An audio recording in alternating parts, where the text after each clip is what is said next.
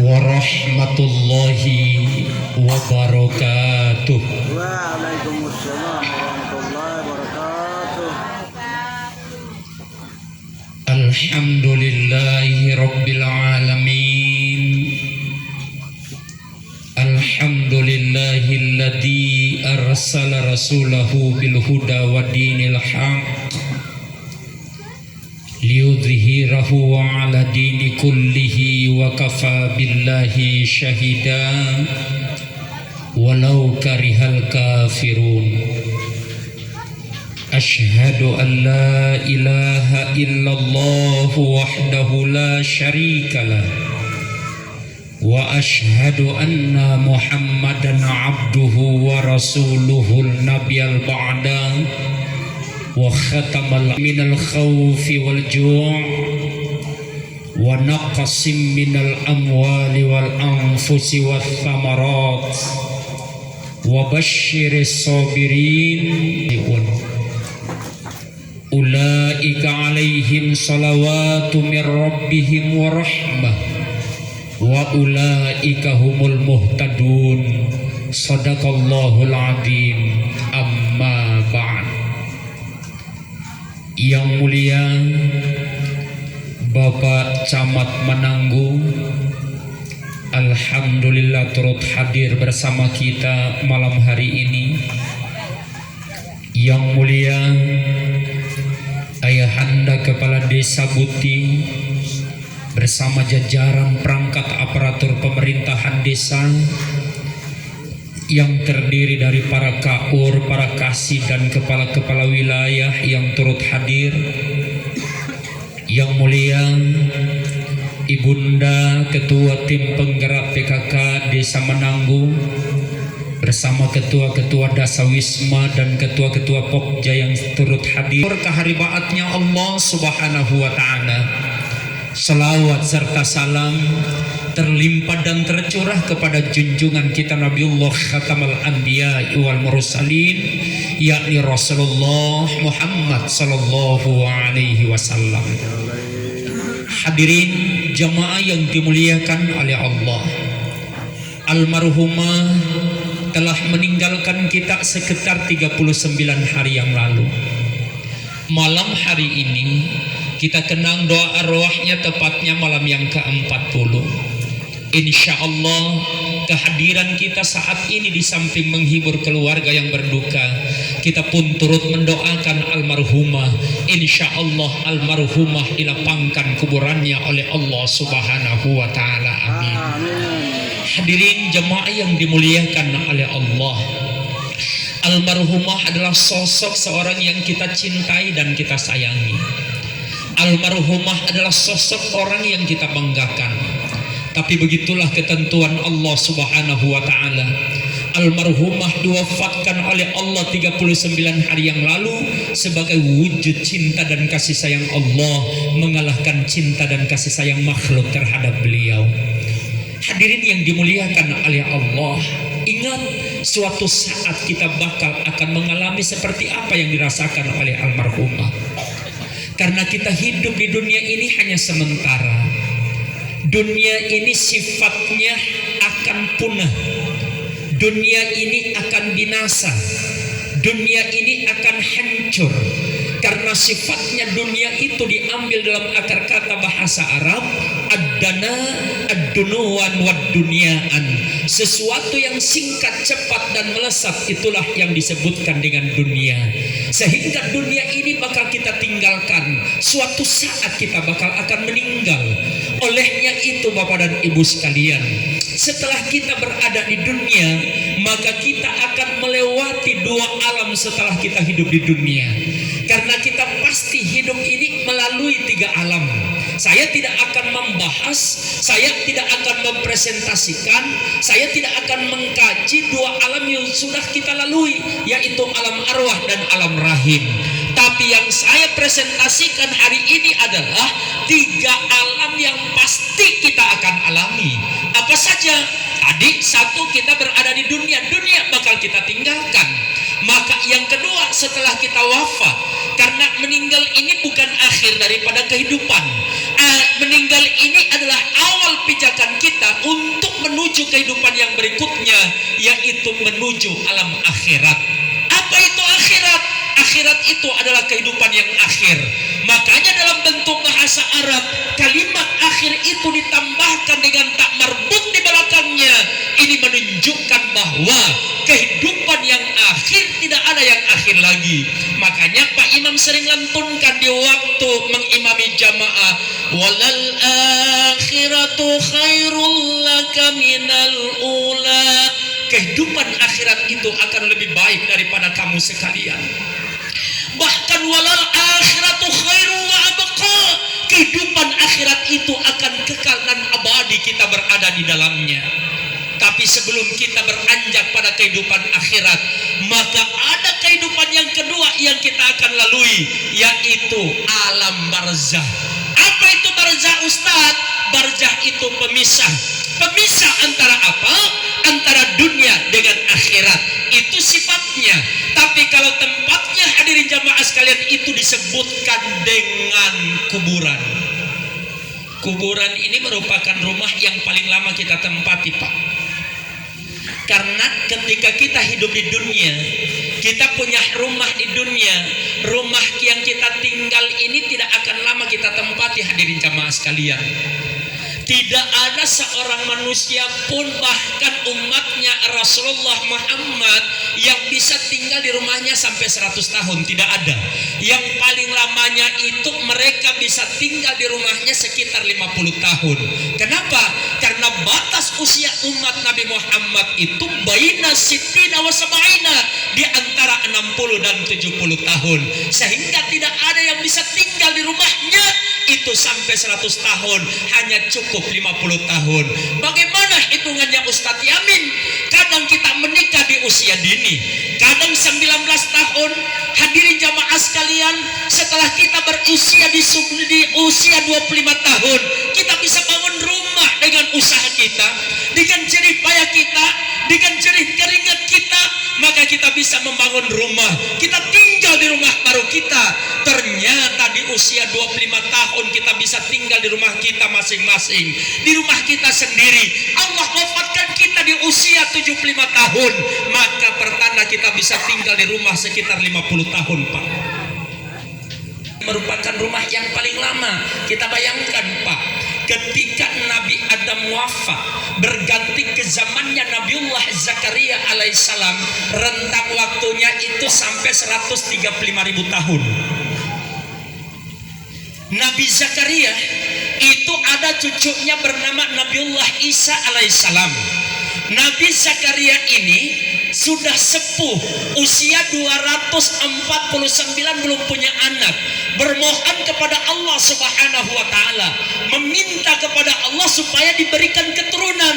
Maka dalam Al-Qur'an surat Al-Imran ayat 36 sampai 39 jelas Nabiullah Zakaria minta kepada Allah. Di ayat 39 itu maka malaikat Jibril menyampaikan akan ditiupkan oleh Allah ruh ke janin istrinya, yaitu akan diberikan nama Yahya, nama anak pertamanya yaitu Nabi Yahya. Anak yang kedua Siti Maryam alaihissalam.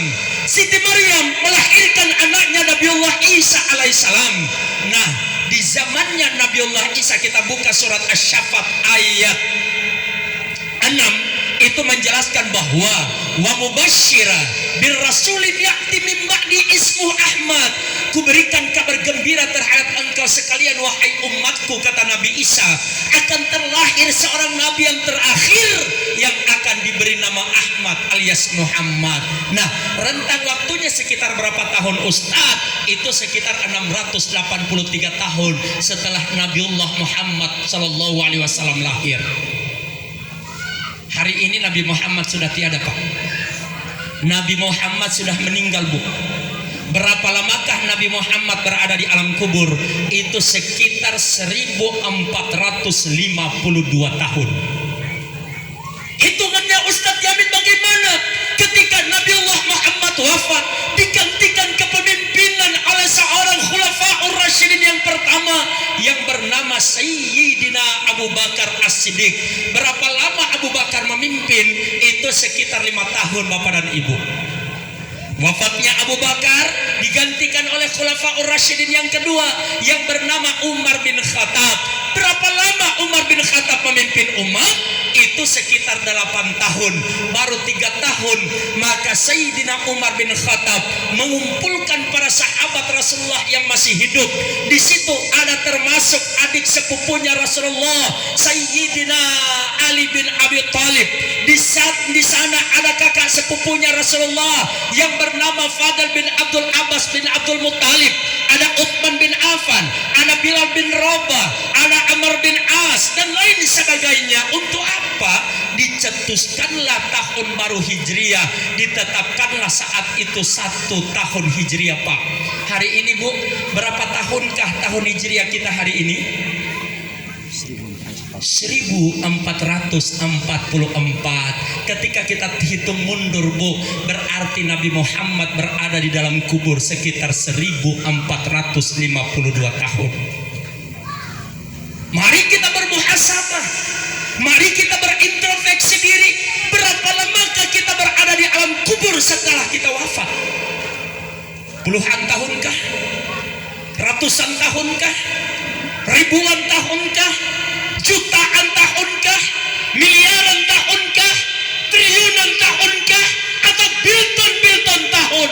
Itu tidak ada yang bisa memastikan Bapak dan Ibu. Hari ini almarhumah kita kenang 40 hari sudah berada di alam barzakh.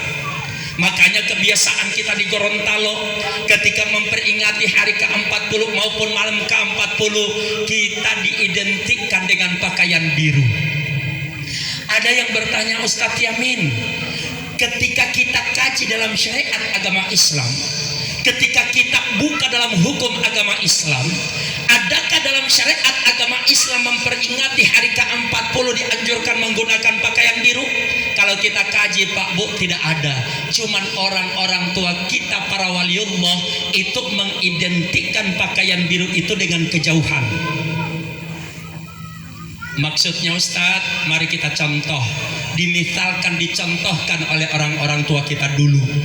Ketika kita berada di pegunungan misalnya, kita lihat di sekeliling ini akan nampak kelihatan hijau ranau, tumbuh-tumbuhan hijau, tanaman-tanaman hijau, rerumputan hijau, pohon-pohonan hijau, bunga-bungaan tumbuh berwarna-warni. Ada yang warna merah bunga mawar, ada warna putih bunga melati, ada saya ini ode udumi. Saya tidak menjelaskan tentang tarekat karena ini secara khalayak umum Bapak dan Ibu sekalian. Saya jelaskan secara syariat saja.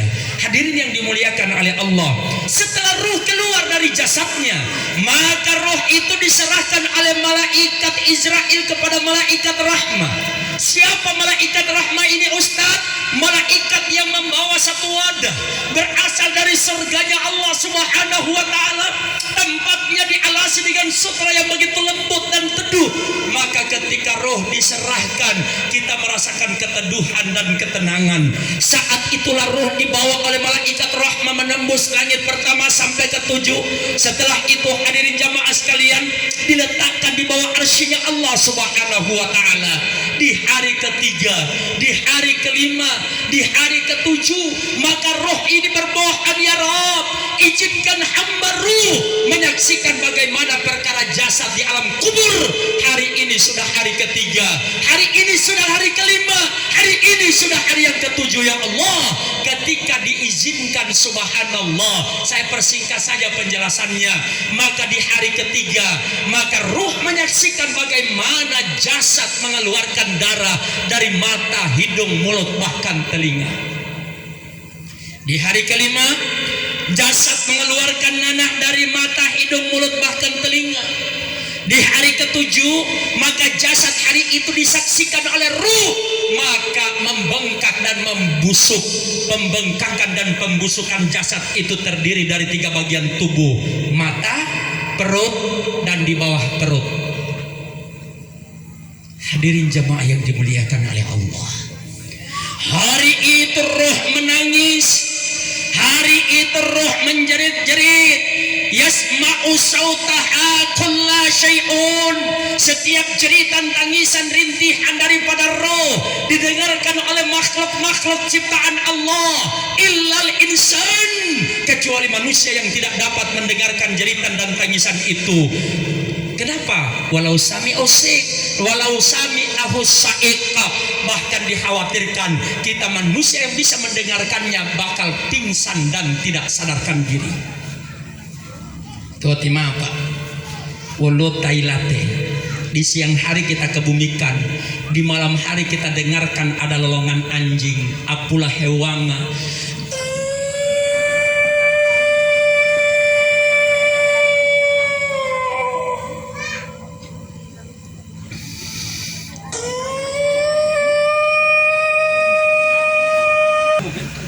Anjing ini bisa mendengarkan jeritan tangisan daripada mayit. Kenapa kita harus mendoakan orang yang meninggal? Kenapa kita harus mentahlilkan orang yang wafat? Ustaz, tahlil itu kan bid'ah, tahlil itu kan haram, tahlil itu kan tidak dibenarkan. Siapa bilang, Pak? Tahlil itu diambil dalam akar kata bahasa Arab, halala yuhallilu tahlilan, ucapan kalimat la ilaha illallah, itulah yang disebutkan dengan tahlil. Kita buka surat Muhammad ayat 19, afdalu dzikri fa'lam annahu la ilaha illallah. Sebaik-baik manusia untuk berzikir kepada Allah dengan mengucapkan kalimat tahlil, kalimat la ilaha illallah, astaghfiruka lidzambika lil mu'minina wal mu'minat, maka Allah akan ampuni orang-orang yang pada berzikir dan bertahlil. Jangankan mereka yang bertahlil, kaum muslimin dan muslimat di bagian timur, barat, utara, selatan itu mendapatkan ampunan dari Allah. Jangankan tetangga, bahkan orang yang wafat pun itu mendapatkan ampunan dari Allah Subhanahu wa taala. Makanya bedakan haram mutlak, haram makruh dan haram bakal. Apalagi haram bakal, Pak. Andia mau buba abanar berarti haram bakal atau mau batanga. Menungga itu sakara bila helma elo lakul hutak. Kembali, lanjut Bu. Saya cuma ambil sebagian kecil saja. Apa itu haram mubah, Ustaz? Contoh sesuatu yang kita makan yang patata olando. Contoh, atau musim loduo misalnya. Timai tapo poloh loduo, mabam bambu atau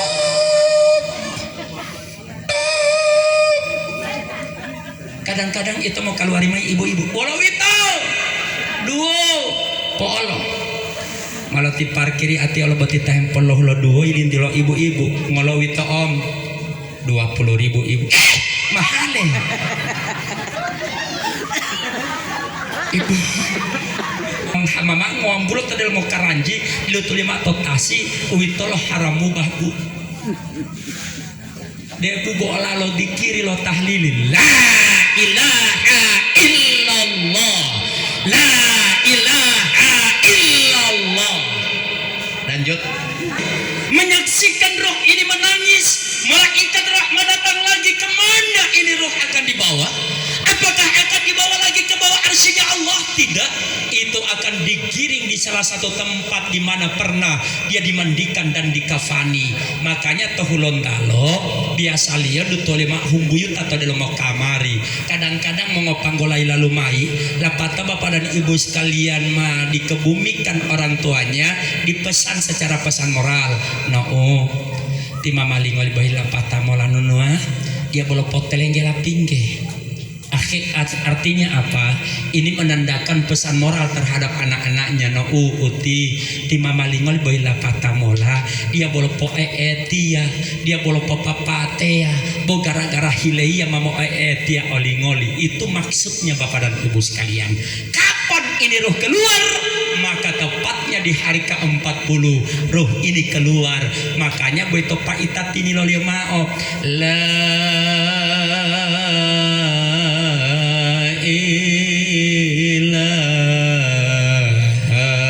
illallah dan seterusnya. Ini menandakan apa?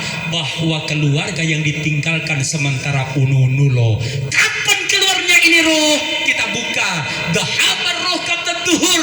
Keluarnya roh itu sebelum dikumandangkan adzan duhur. Makanya saya pesankan ke imam dan pegawai syar'i di tingkat provinsi Gorontalo ketika ada pergelaran adat anu imam wa pegawai syar'i pola lupa ita upayakan sebelum dikumandangkan adzan duhur anu pola hutola patalohori berarti melupa ita wa mbak lalahemola ruh sudah duluan Bapak dan Ibu sekalian. Hadirin yang dimuliakan oleh Allah Subhanahu wa taala. Lanjut Bu. Kemudian apakah ditempatkan oleh Allah di bawah arsy-Nya Allah lagi? Tidak, dia akan ditempatkan di berbagai macam tempat sesuai dengan tingkat amalan perbuatan kita ketika kita hidup di dunia. Ada roh yang ditempatkan oleh Allah ala a'liin, tempat yang tertinggi dan mulia. Ada roh yang ditempatkan oleh Allah di dalam surga. Ada roh yang ditempatkan oleh Allah di pintu surga. Ada roh yang ditempatkan oleh Allah di antara langit dan bumi. Ada roh yang ditempatkan oleh Allah Subhanahu wa taala di aliran sungai, dan ada roh yang ditempatkan oleh Allah di dalam tungku totihengo. Boleh saya presentasikan Bu? Yang tersinggung? Hadirin yang dimuliakan oleh Allah. Satu, roh yang ditempatkan oleh Allah ala i'liin, tempat yang tertinggi dan mulia. Itu tempatnya siapa Ustadz? Para nabi dan rasulnya Allah. Ada roh yang ditempatkan oleh Allah di dalam surga. Itu rohnya siapa Ustadz? Ulama-ulama yang ketika mengamalkan ilmunya. Ada ulama Bapak dan Ibu sekalian menyatakan, mau tabiat cukup melanggela dulahu. Pak, dulahu ta'utonu ulanggela. Dulah salohulon talobotik kebanyakan diakhir dengan isim hu, kalimat rahasia. Dulah hu, matulu hu, moli hu. Dia termasuk abu kalau tinggal itu duduk-duduk ada rahasia. Walau baita matuluhu tulu darah rahasia, walau baita molihu moli rahasia. Artinya apa? Pendekatan diri dengan Allah Subhanahu wa taala. Man ahabba lika Allah ahaballahu likaahu. Barang siapa yang ingin mendekatkan diri kepada Allah, maka pasti akan lebih senang untuk mendekatinya. Hadirin yang dimuliakan oleh Allah, saya persingkat saja. Lanjut. Oleh Allah itu di pintu surga, mendapatkan jaminan kenikmatan di dalam surga. Itu rohnya siapa Ustadz? Para mujahidnya Allah yang ketika membela agama Allah wafat di medan pertempuran. Itu bukan para teroris. Anu teroris itu Bapak dan Ibu sekalian bukan mujahid tapi peneror. Ada roh yang ditempatkan oleh Allah di antara langit dan bumi. Itu rohnya siapa Ustadz? Rohnya para penghutang ketika dia tidak melunasi hutangnya. Hadirin jamaah sekalian, hingga mati mau hati olona amaile daeng mamotitu onunu bilang kasana ti mama tidak ada. Hadirin yang dimuliakan oleh Allah, ada roh yang ditempatkan oleh Allah di aliran sungai. Itu rohnya siapa Ustadz? Rohnya orang-orang yang akan membayarkan zakatnya, rakyat yang tidak mau mengeluarkan pajaknya. Insya Allah dia lo tatepa tolam ya tito batu dada data. Kadang-kadang Assalamualaikum, waalaikumsalam, indah mawaluduku podo masati lewat dia mau hima pajak ibu podo dia mau hari minggu depan aja insya Allah. Nila dia main minggu depan dia mau hari polide minggu depan aja insya Allah. Nila oleh main minggu dia mau hari polide minggu depan minggu depan ledeng gue tahun mau patah ilok pohulanda. Masya Allah, ruh ini ditempatkan oleh Allah di aliran sungai. Sepanjang sungai ini mengalir air, maka sepanjang itu juga ruh merasakan kedinginan. Insya Allah warga masyarakat Buti yang hadir saat. Lanjut Bu, tidak tersinggung. Ada roh yang ditempatkan oleh Allah di tungku. Boleh saya jelaskan? Boleh. Dijamin tidak tersinggung? Itu rohnya para pedagang yang memanipulasi takaran dan timbangan. Gula 1 kilo dikurangi 1 ons. Beras 1 liter dikurangi dia punya takaran. Ini ketika kita menghadapi kematian, datang iblis Jailatun. Siapa iblis Jailatun? Iblis yang mempengaruhi para pedagang-pedagang untuk memanipulasi takaran dan timbangan.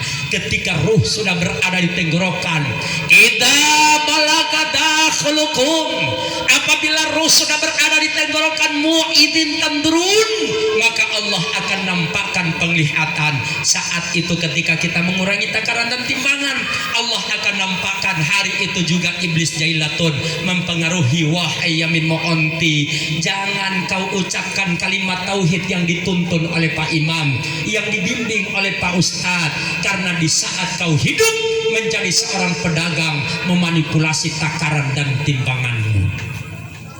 Lanjut. Hadirin yang dimuliakan oleh Allah Subhanahu wa taala.